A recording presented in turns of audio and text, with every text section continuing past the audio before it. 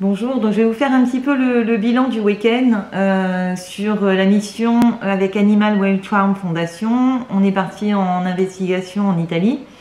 L'objectif de la mission, c'était de repérer les camions non conformes, alerter ensuite la police pour arrêter les camions et en profiter pour les inspecter. Alors, sur mes notes, je reprends un petit peu sur mes notes. Pour le premier camion, c'était un camion qui venait de Pologne. Il a d'abord tenté de nous semer en quittant l'autoroute, puis on n'a pas perdu sa trace. Dans ce camion, il y avait 530 agneaux, certains n'étaient pas sevrés. Le camion avait des compartiments donc sur 4 étages. On s'est aperçu que le trajet du camion était de 35 heures, qu'il allait vers un abattoir de la région de Rome. Il n'y avait pas d'espace au-dessus des têtes des agneaux. Les abreuvoirs, en fait, ils n'étaient pas conformes. Certains agneaux ne pouvaient même pas les atteindre. En fait, sur les abreuvoirs, c'est comme des petites pièces en métal avec un bout où les animaux pourraient téter. Sauf que ceux-là, ils ne sont pas conformes parce qu'ils sont conçus pour les porcs.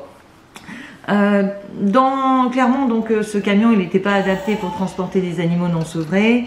Et pourtant, il a reçu une autorisation pour son départ.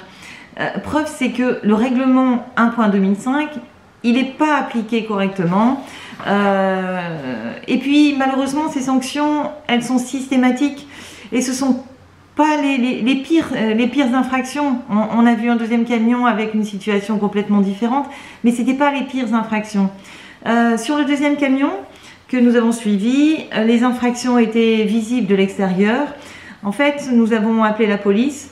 Le problème qu'il y a eu, c'est que le camion il passe de région en région et quand on appelle la police, le temps que la police arrive, on passe sur une autre région. Alors souvent c'est un petit peu compliqué, mais quoi qu'il en soit, la police, les carabiniers italiens sont assez réactifs. Le camion a pu être arrêté par la police, il a été donc intercepté. Celui-ci était en provenance de Roumanie. Il y avait environ 600 moutons et agneaux, mais d'âges différents. Ils étaient mélangés dans le camion. Il n'y avait pas de compartiment séparatif.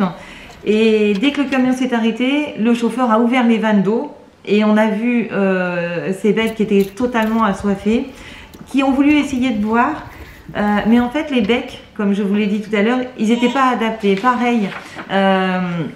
Les agneaux, en fait, lèchent, quand on a mis de l'eau dans nos mains, les agneaux lèchent et ils n'ont pas la possibilité de téter justement sur ces petits embouts. Donc on a été reçu par le commandant des carabinieri qui, après la constatation par ses équipes, a fait appeler un vétérinaire qui a constaté qu'il y avait des animaux dans le camion qui avaient du mal à répondre. Il les appelait et il y avait du mal à répondre. Donc la vétérinaire est venue et elle a dit qu'il y avait des animaux qui étaient complètement fatigués par ce transport, assoiffés. Ils respiraient très vite, d'autres avaient du mal à respirer. Et donc on voit toujours les mêmes infractions sur le temps de transport, le problème d'abreuvage non adapté, certains même défectueux, les problèmes de ventilation, des animaux de différentes tailles mélangés ensemble dans le camion, la hauteur au-dessus de leur tête, ils n'ont pas de hauteur disponible au-dessus de leur tête, donc ils tapent la tête pendant le transport. Tout cela pour dire qu'il faut revoir la législation et le texte 1.2005.